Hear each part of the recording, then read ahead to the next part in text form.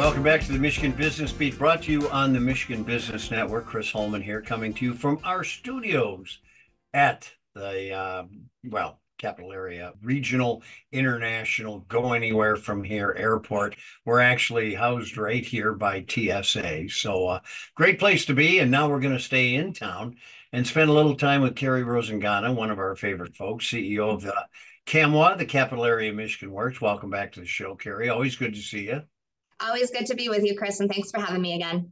So listen, in March, Governor Whitmer announced the first ever Michigan Statewide Workforce Plan. Tell us about that and the goal of it, et cetera. Yeah, absolutely. So we are thrilled actually to have this first ever workforce plan that was released in March out. It really is a roadmap for how we can make sure that we're supporting Michiganders in getting the skills that they need, as well as connecting to those resources to help them be successful. This plan was developed in coordination with a number of different statewide partners, as well as organizations like the Michigan Work System, our friends at the Michigan Rehabilitation Center, as well as a number of other really key partners to this plan. And it's really strategic in the way that it's broken out, and it's actionable, which is something that we always are really excited about. There are three defined pillars underneath the plan, with that first pillar that is tied to helping make sure that more Michiganders can earn a certificate or a degree to help them. And specifically under that action, there's a goal to have 60% of Michiganders have a skill degree or diploma or certificate by 2030. So that's a really ambitious goal, and one that we've been working towards hand in hand with the state.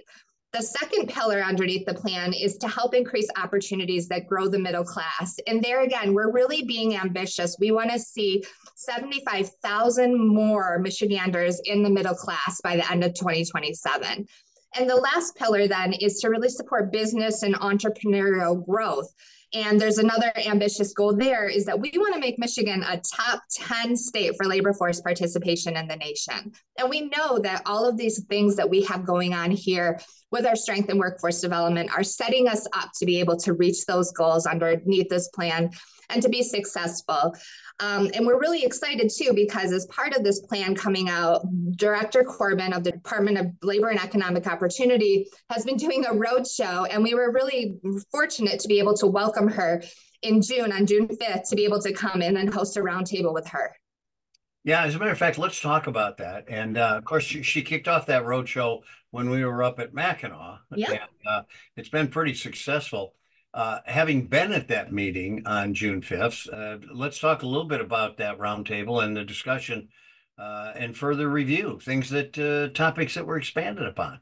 Yeah, absolutely. So the roadshow itself was held in our workforce development board partners. So we had representation there from private sector, from our community college and our university partners, as well as our businesses in the room. And she laid out some of the plans and strategies there.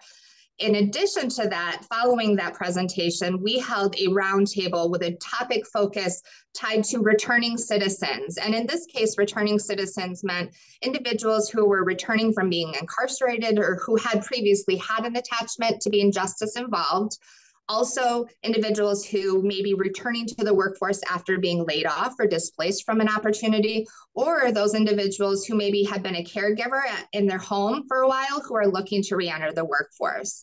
So we were really fortunate because we were the first roundtable that had Lieutenant Governor Gilchrist as a part of it, in addition to Director Corbin.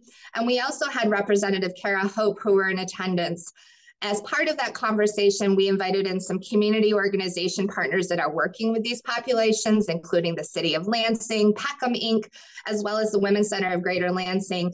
And it gave everyone an opportunity to talk about what are some of those challenges, what are some of those barriers, and then for our state friends to be able to talk about how this workforce plan can help address and support those populations that they're working with. So it was a really invaluable conversation, and I hope it will be just the first of many to come. All right, so we're talking statewide, we're talking a huge program. Let's talk about Capital Area Michigan Works and how you're implementing and supporting the mission. Well, we are really fortunate because our mission and our vision really dovetails directly into what this plan is all about. Our plan and our vision and mission is to be able to connect with employers to support them and to support our job seekers with getting the skills and credentials and the educational opportunities that they need to be able to be prepared for those jobs. We at Michigan Works all have our own plans, and Capital Area Michigan Works has a plan as well that directly ties and connects to the goals and pillars outlined under the Michigan Workforce Plan. And we're really fortunate. We're already set up for success. We're already doing things that are on track with the statewide workforce plan. And we really look forward to helping make sure that we're supporting those larger statewide goals with the work that we're doing here locally. Well, I think you guys are doing a marvelous job, as you always do, as a matter of fact.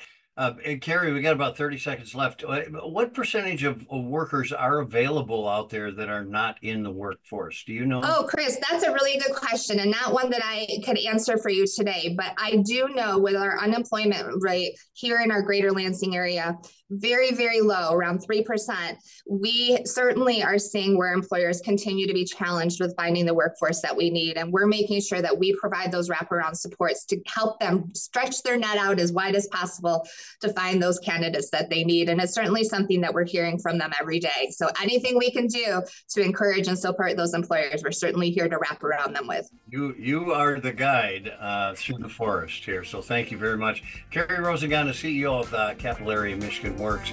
You're watching the Michigan Business Feed on the Michigan Business Network. I'm Chris Holman. We'll be back with more.